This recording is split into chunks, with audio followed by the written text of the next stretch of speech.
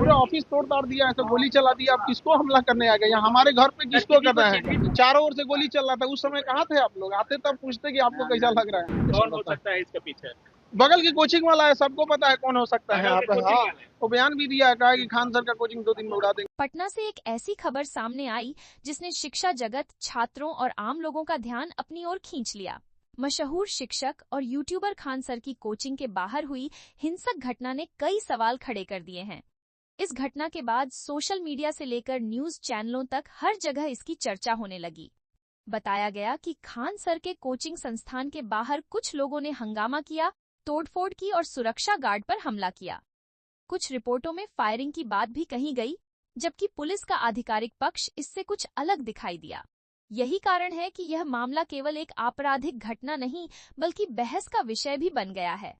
घटना पटना के मुसल्लहपुर हाट इलाके में स्थित खान सर की कोचिंग के बाहर हुई। यह इलाका बिहार में प्रतियोगी परीक्षाओं की तैयारी करने वाले छात्रों के लिए बेहद महत्वपूर्ण माना जाता है।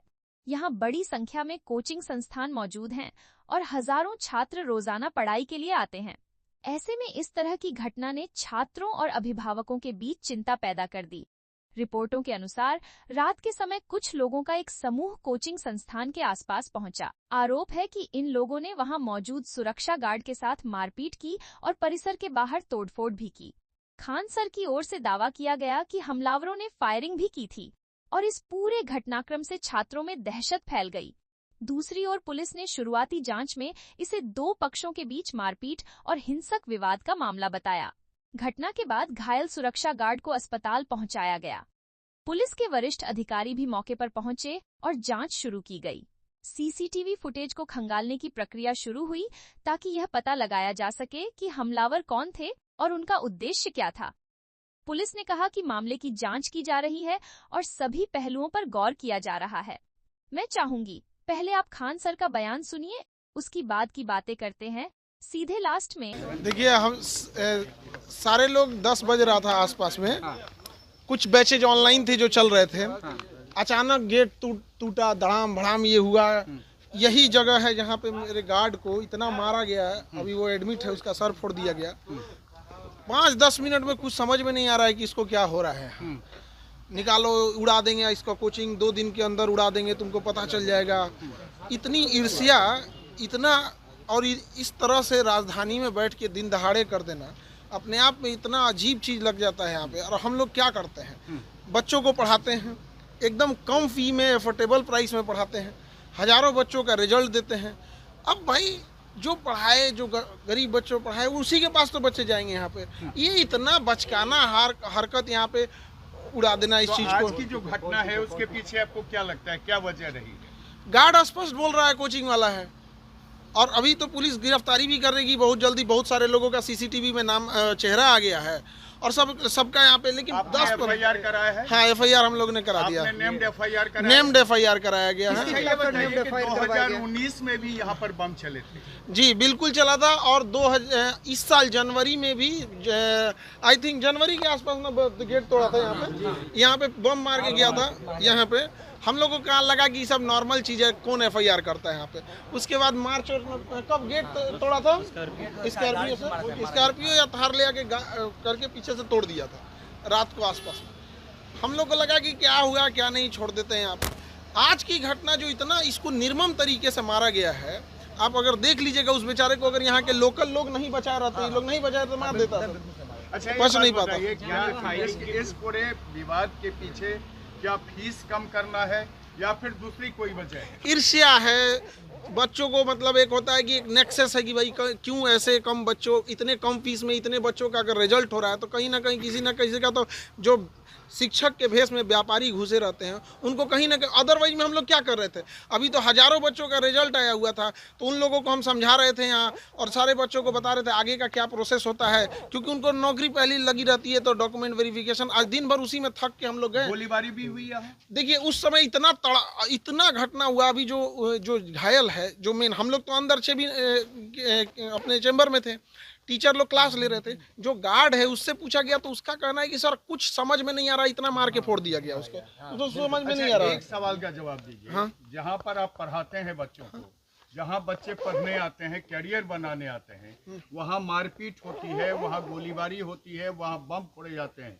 ये कोई पहली घटना नहीं है। आप ही बता रहे हैं कि 2019 से हो रही है। आखिर इसको रोकने के लिए आपने कभी पुलिस का सहारा लिया या फिर आप भी अपने लोगों से इसको रोकने की कोशिश कर रहे हैं? देखिए, दोनों चीज करना होता है। खुद की सुरक्षा होती है, पुलिस का ऑब्वियस बात है, पुलिस साथ में तो रहती नहीं है, उसको आने में जब तक समय लगेगा। अभी भी पुलिस आई है, ऐसा नहीं है कि पुलिस नहीं आई है या फिर पुलिस अभी नहीं है, अभी भी कैंपस में है। लेकिन वो लोग इतने प्लान तरीके से आते हैं। और आप देखेंगे जो गार्ड है उसका एज कितना होगा, 20-25 साल, 20 साल इससे नहीं होगा, 20-22 के बीच में होगा। बेचारा एकदम सीधा है। सुबह सुबह गाय, हाँ, सुबह सुबह वो ना उठेगा तो गाय दूता है। अब ये घटना ना होगी, इसके लिए आप क्या कर रहे हैं? हम तो पुलिस को यही कहेंगे कि सख्त से कार्रवाई की जाए। और हम आपको दिखाते हैं कि किस तरह से उसको मारा गया है। आप देखिए, ये पूरा खून से लथपथ है। आप अगर देखिएगा तो पूरी तरह से खून से लथपथ हो गया। 2 दिन बाद उड़ा दिया जाएगा। मतलब ये भी कहा गया है कि मतलब 2 दिन के बाद पूरा इंस्टीट्यूट उड़ाने की धमकी है। 2 दिन बाद पूरा इंस्टीट्यूट उड़ाने की धमकी है। यानी एजुकेशन हब के रूप से जाने जाना वाला जो मुसल्लहपुर हाट है, अब वो शर्मसार कर रहा है। बिल्कुल शर्मसार कर रहा है। लोग देखेंगे तो क्या सोचेंगे। और ये कितना नीच हरकत है कि आपको अगर कोई ईर्ष्या हो या कोई आदमी गलत काम करे तो करो ना भैया। ये सब चीज़ें, शिक्षा सबको ज़रूरी है, सबको उस पर अधिकार होना चाहिए। गरीब से गरीब बच्चा पढ़ना चाहिए। तो हम लोग इसी को प्रमोट करते हैं ताकि आपने नेम्ड FIR किया बिल्कुल है, बिल्कुल। किन लोगों पर किया है? और FIR की कॉपी आप लोग को दे दी जाएंगे। यहाँ पे जो FIR हुआ, अभी पुलिस की प्रक्रिया चल रही होती है, तो हमको लगता है कि पुलिस की प्रक्रिया को पूरी जांच कर देनी चाहिए। CCTV थे उसमें कुछ सारे फुटेज दे दी गई हैं। क्या आप लोग तो अगल बगल के जो इंस्टीट्यूट के बारे में जानते होंगे कि कौन आया था? हाँ, सब इसी कैंपस का है, सब इसी आप तो पहचान रहे हो ना? सब स्टाफ सारे आसपास के लोग, सारे लोग आपको भी जानने वाले, आप भी उनको जानते हैं। हाँ, यार तो CCTV कैमरा लगा हुआ है पूरा। यहाँ पे 20 CCTV कैमरा है, सब में आ गया है। क्या सर आप सुरक्षा की मांग करेंगे? क्योंकि जरूर हम तो सरकार से कहेंगे, सुरक्षा की मांग जरूर करेंगे। और यहाँ बच्चे भी के लिए बनाया जाए। हाँ, यहाँ पर एक OP जरूर बनाया जाए पुलिस डिपार्टमेंट का, देने के लिए एग्री है। और सुरक्षा के लिए बहुत होता है कि कोई आए दिन, जैसे जनवरी में बम जो चलाया था जनवरी में था, तो उसी के पास पूजा के आसपास था। तो हम लोग अभी भी फुटेज होगा, अभी ये केस हुआ है तो पुलिस को वो वाला भी हैंड ओवर देंगे। तो ऐसा लगता है जैसे आदत टाइप का नहीं हो जाता है। FIR किया था, वो बम चलते रहता है इधर, तो हम लोग कहें कि छोड़ो, FIR कौन करेगा। आसानी से कहने कि बम चल रहा है, जैसे पुल फेंक रहा है। यहाँ पे सब लोग हैं, मोहल्ले वाले हैं लोग, किसको नहीं पता है। यहाँ पे वो तो सुबह पता है कि मोहल्ले वाले बताए। लोग पूछ सकते भी हैं, मोहल्ले के लोगों से पूछिए कि जनवरी में यहाँ चला था कि नहीं। मोहल्ले वाले लोग हम लोग को बताए। हम लोग तो सुबह क्लास ले रहे थे, पूछे सर कौन चलाया था, तो हम लोग कहें कि वो भी हमारे CCTV में नहीं आया, सामने वाले के CCTV में आया। यहाँ लगातार होते रहते हैं। तो इसमें ज़रूरत है, ज़रूरत है पुलिस प्रशासन को, और यहाँ पे एक तो गश्ती बढ़ाने की और सुरक्षा देने की यहाँ पर। Thank you. और जैसा सुबह पुलिस का इन्वेस्टिगेशन होता है, जैसा उसमें आता है बताते हैं। और जो मेन गार्ड था जिसको मार के जख्मी कर दिए लोग, वो जब होश में आ जाएगा तो वो पूरा सब कुछ देखा हुआ है, A to Z वो चीज़ों को और क्लियर कर बताएगा। क्या खान सर डरेंगे? या देखिए, डरने की बात यहाँ नहीं। किसी भी, आप समझिए कि एक तरह से किसी भी संस्था के लिए, या कोई हम लोग कोई गलत काम कर रहे हो तो कोई भी ये सब करे। यहाँ पे एक भला काम, किसी गरीब बच्चे को पढ़ाना, गांव-गांव तक शिक्षा ले जाना, चिकित्सा लेके जाना। कोई गलत काम कर रहे हो तो बताइए, कहीं ज्यादा पैसे ले रहे हो। क्या है आपसे?